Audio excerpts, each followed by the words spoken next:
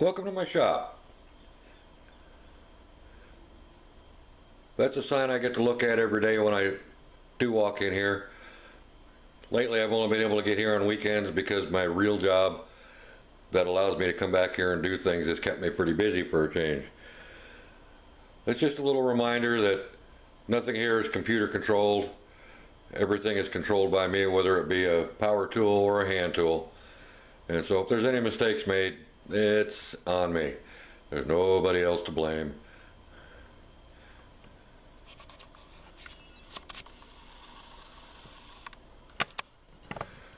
So we'll start off with the bench here.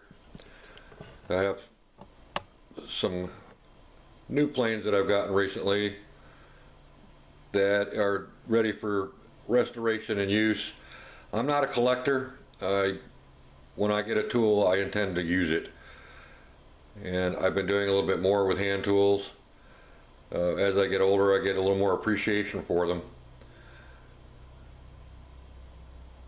And quite frankly, there's a lot of times when the hand tool actually works faster than the power tool and does a nicer job. Everything in the shop has been designed and built by myself for my purposes. They may not fit the bill for somebody else to work, but that's not my problem. I built them for me. My bench is a full 4x8 top, and you see I do have dog holes. If at any point you have questions about any of this, feel free to email me and I'll try to clarify anything that you may not understand. I have a full set of drawers along with power in the bench so that I can reduce the use of extension cords. And you notice I got labels on everything. I have a little problem with CRS, which for the uninitiated is can't remember, and then you can fill in your own word there. Some of my clamps.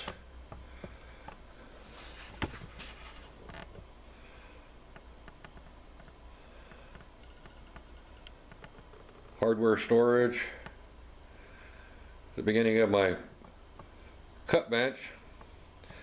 I have some projects sitting up there right now that are in various stages of completion. I keep some of my benchtop tools on sliding drawers underneath this particular area. My chop saw, which I hope to upgrade someday to a Bosch.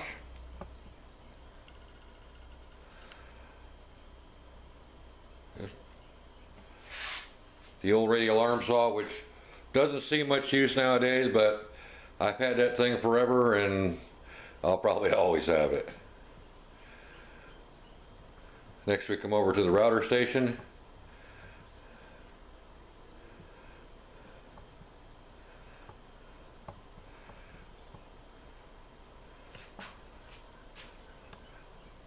I've got full air filtration along with the piping that you see going to dust collection.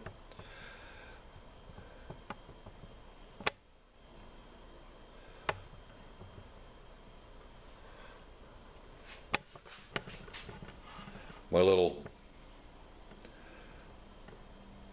drill press there. That little bump in the wall, that's where the dust collector lives. Bandsaw. And you'll notice I've got wood stashed in just about every nook and cranny I can find. Good wood's pretty expensive, and I try not to waste any of it. And every once in a while I stumble on a really good deal with something and then I can't turn it down. There's pretty much nothing in here that I don't actually have a plan for.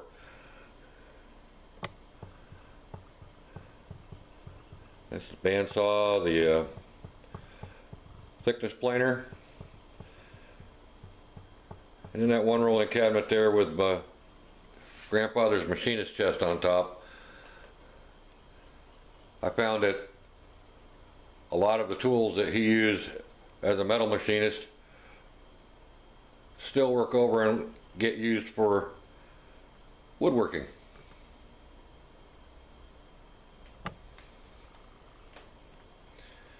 This is my larger lathe.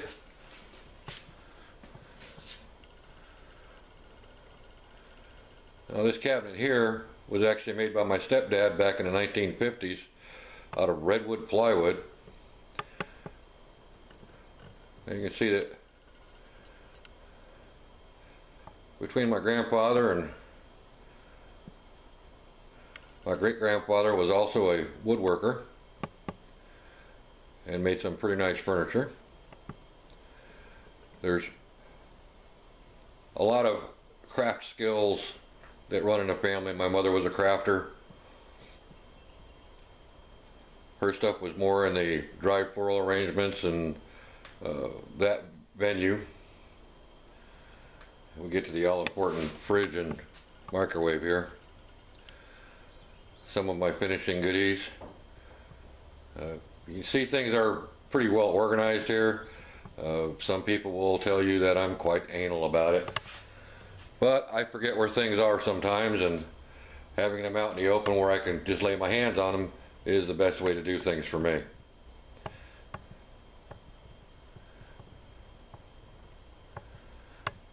Hopefully I'm not making you too ill in my camera work here.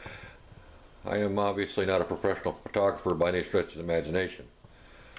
Hopefully my videos will get better as they go. Actually right now I'm just trying to get this one done so that I can get back to work in here, because this place is obscenely clean right now.